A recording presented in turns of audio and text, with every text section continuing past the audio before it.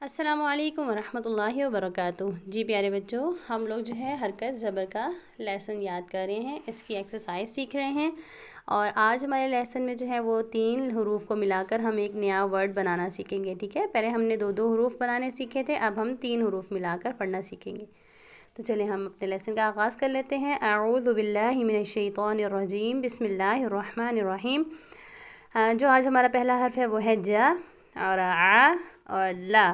جعل، تینوں کو ملا کر ہم پڑھیں گے جعل، جعل، وقف کریں گے تو جعل۔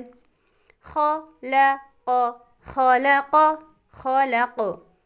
ذکر، ذکر، ذکر۔ جعل، جعل۔